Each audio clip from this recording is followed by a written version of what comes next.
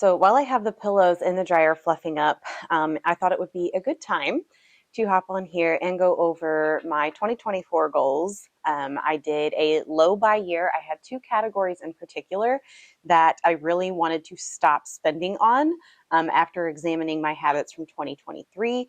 And then I also have some goals for 2025. So I thought this would be a good time to throw that in because it does relate to the pillows that I just purchased. And this is also going to be the last video until after Christmas. So this weekend and into the first part of next week, I will be taking a break from vlogging because Christmas festivities are beginning. We have Michael's family Christmas on Saturday. His daughter and her boyfriend are going to be in town. And then I will be doing a lot of cooking and baking, and I'm hosting my family's Christmas on Christmas Eve. So I will not be picking up the vlog camera again until it will be for the weekend vlog next weekend. So I believe the date will be actually January 1st will be the next vlog that you see from me after this one. So this is the perfect time to go over all of these things. So for 2024, my low buy year was mainly for home decor and clothing items because I realized that those were the things that I was spending a lot on. Prior to the pandemic and inflation going up, I actually had every single month I had in my budget for clothing. And I also had a TJ Maxx budget, believe it or not. So every month I had so much money that I was allowed to spend at TJ Maxx just buying random crap. And of course, a lot of that turned out to be like home goods, home decor, that kind of stuff. And what really kicked this off is I went through my Amazon purchases for 2023 at the end of that year. And when I saw how much I had spent on Amazon, honestly, my jaw hit the floor. It was way more than I would have guessed. And I decided it was time to break some habits that I was in. And part of it is that I'm a chronic purger. I don't like stuff around. I don't like having a lot of things crammed in drawers and closets and all of that. And I like things to be tidy. And I like to be able to open something and see what's in there and not have stuff just overfull. And so for that reason, I feel like I was constantly getting rid of stuff. But then I got into the cycle of I would go out and buy more stuff. So it really was just a constant cycle, a constant loop of purging and buying and purging and buying. And I wanted to stop the buying part of that because the places where I was the worst were clothing and home decor. And so those were my things that I set a goal for in 2024. The home goods or the home decor really, I actually did very well. The one fail that I had that I can recall was a set of mugs that I ended up buying fairly early in the year. It was when all the spring stuff came out, but they had a set of mugs at TJ Maxx that were a pretty floral that I really wanted. And it was something that I loved so much that I thought about it and I was like, I can tell you now that if I do not buy these, I will end up regretting it because that's the problem with TJ Maxx is they have stuff and it's there for a week and then it's gone. And I was like, I will probably never find a set like this again without paying way more for it to buy something somewhere else down the road. And I did go ahead and buy it. And to this day, I don't regret it a bit. But that was the one fail that I had. So I think that is pretty good. I could say that I had another fail in October. But I don't really feel like it was. And so what happened was, I know that those of you who've been around here for a while know the situation that I'm in right now. A tree fell on my house at the end of September. It was like total destruction. Everything is being completely gutted and redone. And at the time, I had all of my fall decor out. And most of it was either in my living room or my bedroom because those are the places I spend the most of my time. Those are the places I decorated the most. And the ceilings completely collapsed in both of those rooms. Everything was buried. I had salvaged a few of my fall decor pieces that came from like my dining room and kitchen and things, and I brought them over to Michael's house, my boyfriend, which is where I have been staying the last couple of months, and kind of started putting them out, but it was pretty sparse. And so I did run to Hobby Lobby and I bought a handful of floral picks.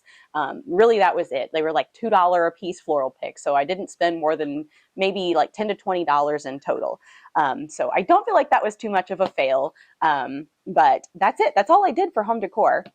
And what I have done is I created totes and I set them aside I have stuff that is just for spring and summer decor. I have stuff for my fall decor, stuff for Christmas, and then stuff that is fall, winter. So those things go out in September and they stay out all the way through. As I'm putting Christmas things away, I'll get out more of my winter stuff and put it out until March whenever I'm ready to decorate for spring. And I have found that doing that satisfies my need to constantly change things because I might get tired of looking at something after a few months, but then I can just pack it away and get out the next season's bin of decor and put that stuff up, and I'm satisfied without going to the store and buying a single thing. So I am just keeping stock of decor items that I love for each season of the year, and I'm able to have that change I like, and I don't need to go buy stuff. And that is something that I'm going to continue throughout 2025. Now, I'm not going to say I won't buy anything for the home for 2025, but the whole point of this experiment was to break the cycle, to break the habit that had been ingrained in me, and I have successfully done that. I have been to TJ Maxx so many times this year and have not bought anything at all. I wish there was a way that I could track how much I had spent just at TJ Maxx in 2023 versus this year, because the difference would be night and day. I hardly leave TJ Maxx with anything now. So I feel like I did very, very well. Now for clothing, I purged a bunch of stuff at the end of summer in 2023. And so for my spending goals for 2024, my goal wasn't to not buy anything, but it was to limit what I bought. So I allowed myself 6 dresses, and I didn't even end up finding 6 dresses that I liked. I think I only ended up with 4. So I bought 2 linen dresses from Amazon. I found one that was on ThredUp, and I believe I found one more at TJ Maxx.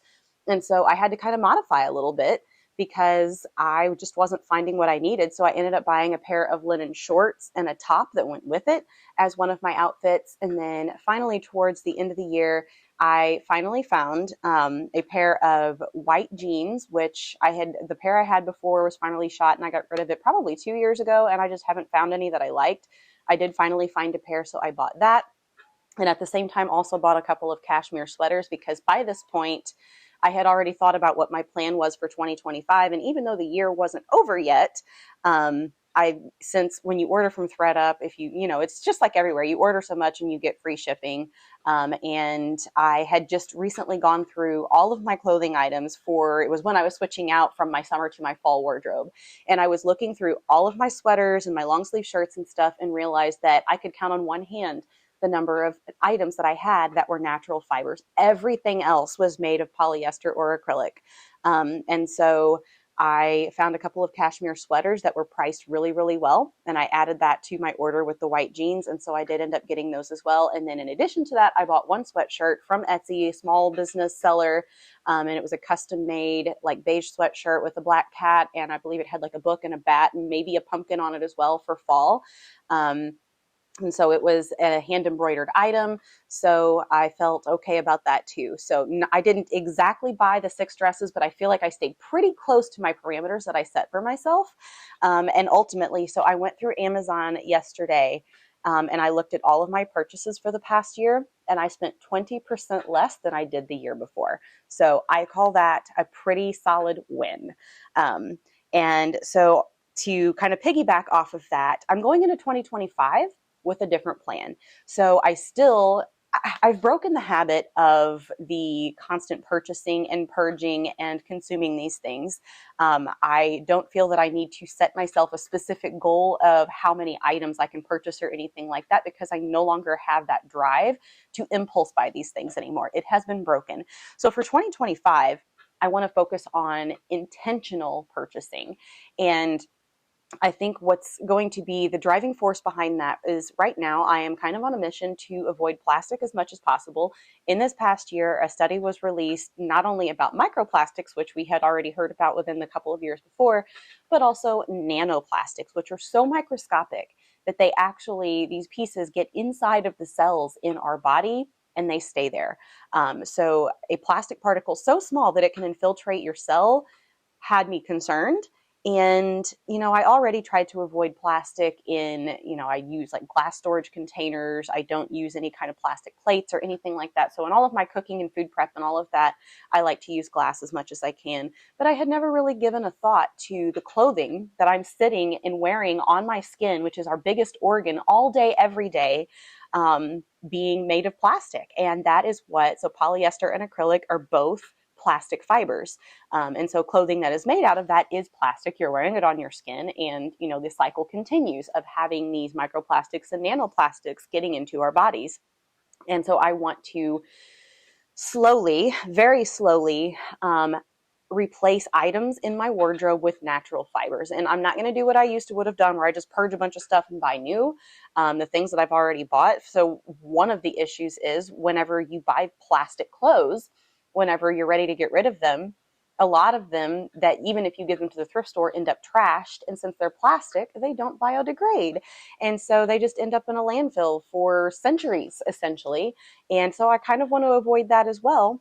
And so I am planning to slowly and periodically and very deliberately choose items that I really, really love, that are made of linen, cotton, wool, cashmere, natural fibers as much as possible. I will accept some semi-synthetics if the item is right and the whole piece is not that, but maybe has a little bit of a blend of semi-synthetics, because semi-synthetics at least are made of wood pulp.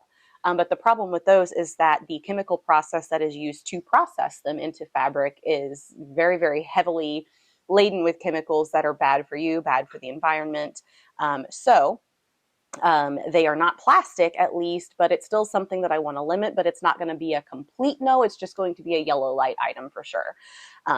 But that is the plan for this coming up year, especially my winter wardrobe, because I do have some linen dresses in my wardrobe, so I don't feel as bad about summer. But like sweaters like this one, it's acrylic, and most of my sweaters are, which is why I made those 2 purchases of the cashmere sweaters, because I had 2 other cashmere sweaters, so now I have 4.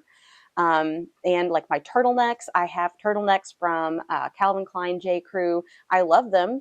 And they might be a cotton poly blend, but they're like 60% polyester and 40% cotton. So, there's still a lot of polyester in them. And I think it's going to be a while before they wear out. And, I don't want to just get rid of something that's perfectly useful. So as those things kind of wear out, I intend to replace them with items that are natural fibers, probably cotton for a sweater, or for a, turtleneck.